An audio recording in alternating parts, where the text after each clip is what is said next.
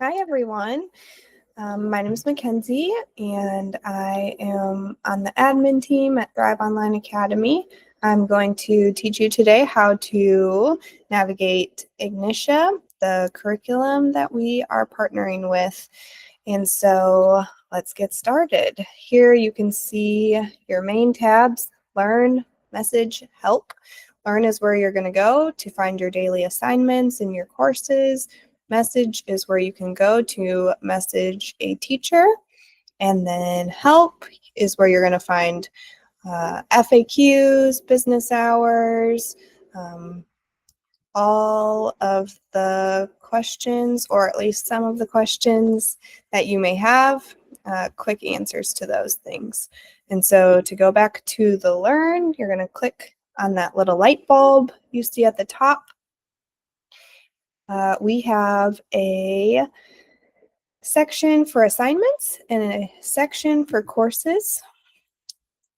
I'm going to show you the courses section where all of the students' subjects are listed. So here you can see this 8th grade student is enrolled in Algebra 1, Bible 800, Biology, English 1, History, and Geography 800. The courses tab is where you're going to be able to see their scores, their grades. So as you complete assignments, your scores are going to be updated here. This score to date is going to show how much of the curriculum you're done with. So by the middle of the year, you're usually 50% done, and you continue to close the gap to 100% by the end of the school year. And then this section here where you see all of the red dots is what's going to tell you if you're on track. So right now our demo student, his pacing is not doing so well. He's over 99 assignments behind. But you normally will see a gray circle that says 0 with the words on track under it. If the student decides to work ahead, you'll see a green dot that says 1, 2, 3, 4, however many assignments ahead. You'll see here your teacher, Thrive Online Academy, how many assignments you have that's remaining, and then the date that you started. The difference mainly between the courses tab and the assignments tab is that this is where you're going to go to see everything that you need to do that day. So you're going to see the due date. So right now you can see this demo student's account was set up on the 18th of November. So he's a bit behind. But normally it will show when the date is due. So if you have something due that day, it will say today's date. This assignments tab is really nice, again, because it does show you just the assignments that you need to do that day, whereas the courses is where you can go to view the units and future skills that your child will be working on. So within Algebra 1, you can click on Algebra. You'll see all of the units that the student's going to be working on this year, all the way down to the final exam. And you can even click into the units to see the assignments. It won't let you click on any of the assignments, only the assignment that is assigned. The ones that are not started will appear as you complete these first assignments. So when this one is completed, then the next one will open up. So I can click on this first one and it will take me to the lesson, but I cannot click on the next ones that are coming up. So it does let you see the skills that are going to be taught in this unit, and that it will end with a test. You can see how many quizzes are going to be due, that there's a project at the end of this unit before they take the test. And then you can also view other units. Just again, you can't see the individual assignments. You can just see the skills that the students will be working on. So let's click into Bible. Again, You can see the units. Here are 10 units. Within each unit, here are the skills. This one has 2 quizzes and then a test. The reference at the end, usually you can look at. So that's nice because then you can see all of the vocab that the student will be working on. The vocab arcade, which allows you to practice flashcards. And for younger students, there's a spelling bee type game. It's just a different vocab game. It's just a little more geared to younger students, and the flashcards are geared towards older students. Okay, going back to the assignments tab, I will click into a couple of these assignments so that you can see how to navigate each one. I'm going to show you a biology lesson. So each assignment is broken down into different sections. So here you can see at the top there are 2 sections within this assignment, and then the student will need to answer 23 questions in order to complete this lesson. So some sections will have little videos. By the way, in this biology class, you will be doing a variety of experiments. Then some reading. It will always list the objectives. Oops. And the vocab. I do like the feature that typically vocab words are words that these students will not be familiar with. So sometimes they may not know how to pronounce them. They've never seen this word before. So I do like the click to play feature on the vocab, so they can learn how to pronounce the word. Classification. Genus. Population. And then again, within each lesson, there is vocab arcade. It's those same 2 games, flashcards or spelling bee. So each of these little boxes are videos. There is some reading. There's a pop quiz. Did you know that there are more than 10,000 known ant species around the world? How many species have been named and cataloged so far?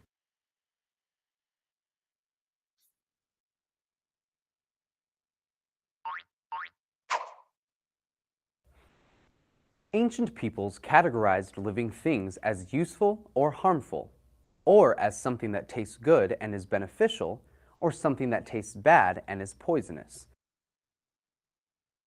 So a bit of reading, some videos, some quizzes, and then you get to the work on questions section. So after you work on some questions,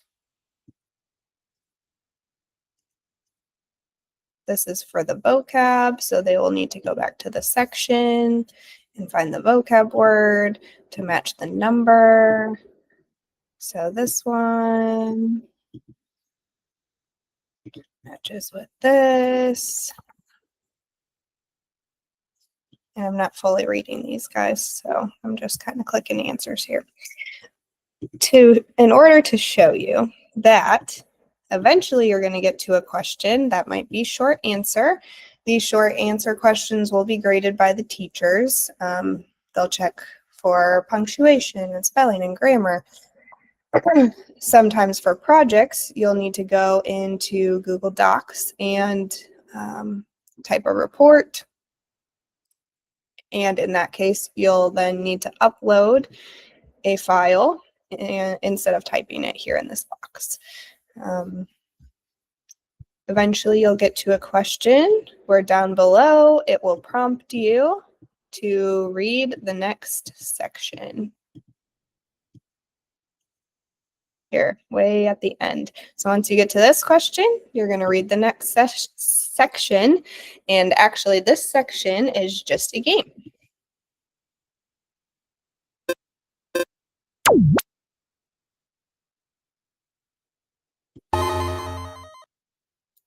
So then you can go to your questions, finish taking the assignment, and then you're going to press turn it in. It's going to tell you how many questions are unanswered. or if there's a section that you did not finish, it will tell you that as well.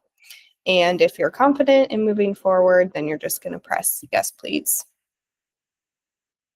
And it will show you the score that you received right away.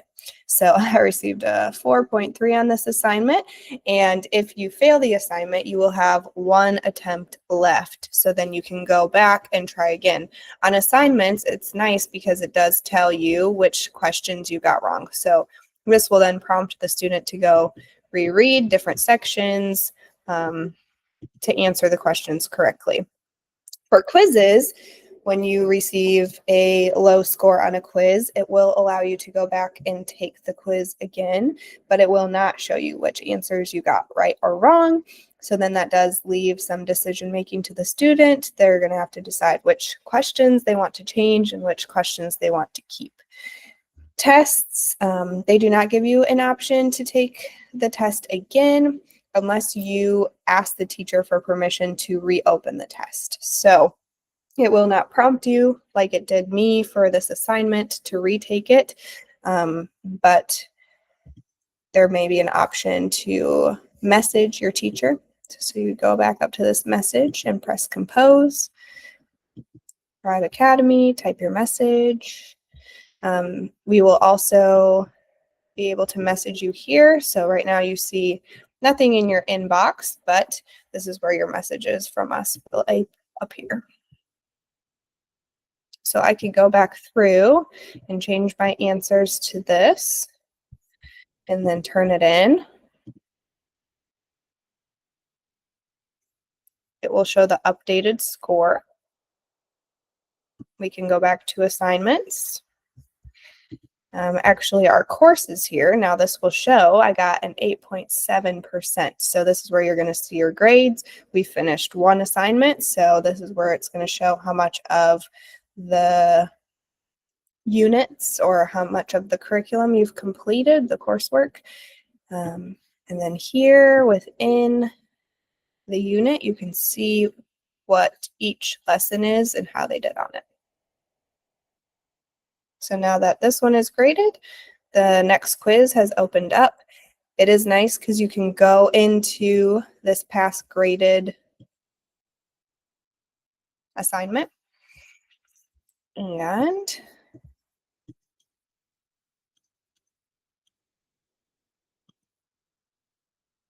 study for your quiz, study for your tests. So you'll be able to go back into your old assignments using this course tab. When you get to a quiz or a test that you want to study for, you can go back into those assignments and check your answers. So the main difference again between assignments and courses, assignments is everything that is due right away, right now, things that you should do that day. It's going to tell you the due date over here on the left. You're just going to press the assignment and then work through your sections. Once you get to your section, you're going to answer your questions. Once you get to the question that you have not yet read about, it will prompt you down below to read the next section, and it will bring you to the next section. Here, you'll also see these different letters. L is for lesson, P is for project, Q is for quiz, and T is for test. The projects are really fun within Ignitia. Right now, I'm teaching a 5th grade student, and she just did a science project about plants. And so she's been growing some grass. It's been really fun.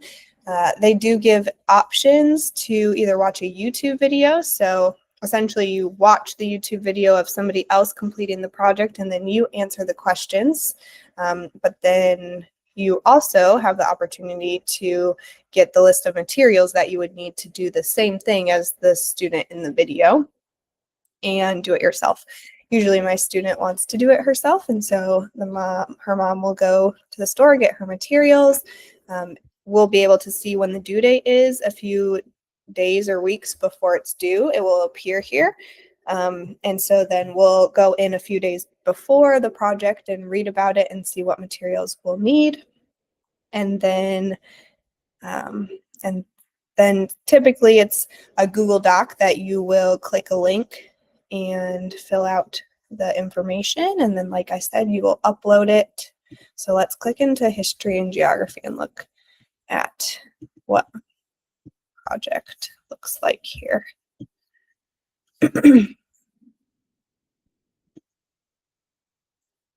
Okay, so for this one, your report should be 300 words in length, and you need to list your sources. So here they actually are saying that it's okay for you to just type it here.